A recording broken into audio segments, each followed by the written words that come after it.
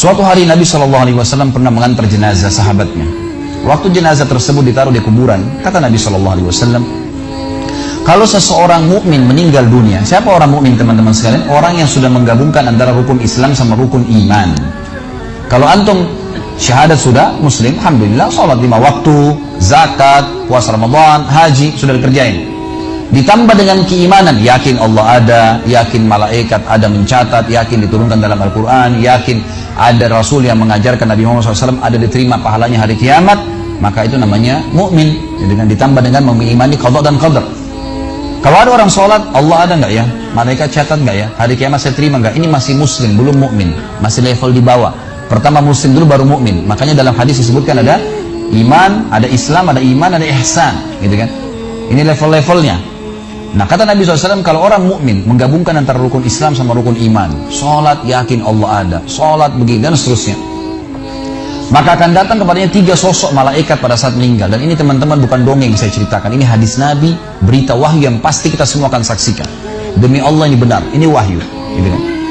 Malaikat datang, di kiri kanannya malaikat rahmah membawa kain kafan dari surga, yang satu malaikat maut di ubun-ubun kepalanya sambil berkata, ya ayyatuhan nafsul mutmainnah irji ila rabbiki radiyatan mardiyah. Hai jiwa yang baik, keluarlah kepada rahmat dan pengampunan Tuhanmu. Kata Nabi SAW, ruhnya keluar lebih mudah daripada air dari mulut kendi, cepat sekali. Begitu keluar, belum sesaat keluar ditangkap oleh malaikat rahmat, dibungkus dengan kain kafan dari surga, dibawa ke langit. Begitu dibawa ke langit, menembus 7 lapis langit, semua malaikat-malaikat di atas langit sana berkata, ruhnya siapa ini? Sungguh mulia ruh ini. Kenapa? Kata Nabi SAW, karena ruh itu mengeluarkan bau yang lebih wangi daripada bau kasturi. Semoga kita semua insya Allah termasuk. Maka kata Nabi SAW, malaikat rahmat mengatakan, ini fulan bin fulan, namanya yang paling mulia di dunia. Lalu kemudian ditembuskan sampai langit ke-7, lalu kemudian terdengar suara dari langit ke-7. Allah Azza wa Jalla berkata, catatkan hambaku termasuk penghuni surga, kembalikan dia di dunia, di sana saya ciptakan, di sana pula saya akan bangkitkan. Diantar ruhnya bersamaan jasadnya, diantar oleh kerabatnya. Baru 3 langkah mereka jalan, dia masih bisa, ruh ini masih mendengarkan suara sendal mereka. Lalu malaikat datang mendudukkan dia lalu berkata, siapa Tuhanmu, siapa nabimu, apa kitabmu?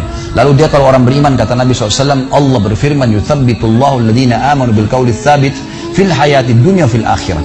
Allah akan tetapkan jawaban lisan orang-orang beriman di dunia. Kalau dia belajari agama ini lalu ditanya kenapa kau sholat, kenapa kau puasa, dia akan punya jawaban dari wahyu. Dan di akhirat, kata ulama tafsir, adalah yang dimaksud pertanyaan mungkar nakir atau malaikat di kuburan. Ringkas cerita adalah dia akan menjawab, Tuhanku Allah, Nabiku Muhammad, kitabku Al-Quran. Pada saat dia jawab jawaban itu teman-teman sekalian, maka tiba-tiba saja kata Nabi SAW, malaikat tersebut membukakan baginya pintu neraka, azab, siksaan, orang teriak-teriak, api yang berkobar-kobar, dia ketakutan. Kata malaikat, lihat dari apa Allah selamatkan dirimu.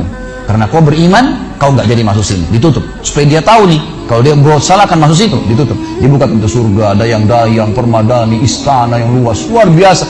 Dia gembira. Lalu kata malaikat, kau akan masuk di sini. Maka si mayit tersebut pun berdoa mengatakan, ya Allah cepatkan waktu, karena aku ingin masuk ke dalam surgaku. Lalu datang di sebelahnya orang yang tampangnya gagah, badannya bersih, wangi, saking sempurnanya kata jenazah ini. Ruh ini berkata, siapa kamu ini? Sungguh sempurna ciptaan Allah pada dirimu. Maka dia berkata, diam dulu. Maka dia berkata, gitu kan? Dia berkata, saya amal soleh akan menemani kau sampai hari kiamat. Insya Allah setelah riwayat ini kita sholat. Saya amal soleh akan menemani kau sampai hari kiamat. Maka kata Nabi SAW terdengar suara, ya Allahu alam di sini disebutkan Allah atau malaikatnya, tapi yang jelas menyampaikan dari Allah Subhanahu Wa Taala, lapangkan kuburan hambaku ini seluas pandangan matanya, dan bukakanlah pintu surga baginya setiap pagi dan petang dia melihat, maka jadilah kuburannya taman dari taman surga sampai hari kebangkitan. Baik. Sebaliknya kata Nabi SAW, kalau orang fasik, siapa tadi fasik? Muslim yang masih berbuat maksiat. Teman-teman hati-hati, jangan kena mengandalkan sudah syahadat kemudian bebas berbuat dosa. Hati-hati.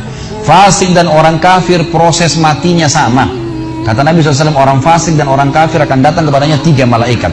2 malaikat azab di kiri kanannya, 1 malaikat maut di bunuh-bunuh kepalanya yang berkata, hai jiwa yang busuk, keluar kepada kemurkaan Tuhanmu. Maka ruhnya berantakan di tubuhnya, tidak berani keluar.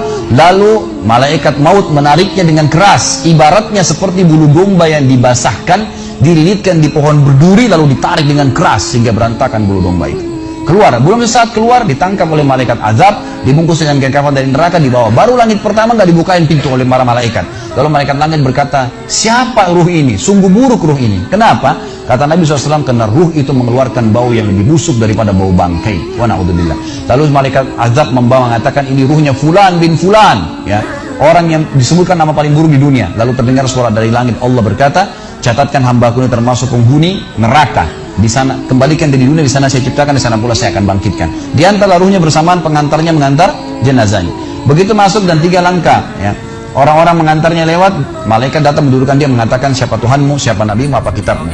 Walaupun muslim, rekam baik-baik ini, ya, lahir dalam keadaan Islam, sesekali sholat, fasik, masih banyak masih tidak tobat sebelum meninggal, sama. Jawabannya kata Nabi SAW dengan orang kafir, innama aqulu kama kana yaqulun nas. Saya nggak tahu, saya cuma ikut-ikut dulu orang bilang apa, nggak bisa jawab.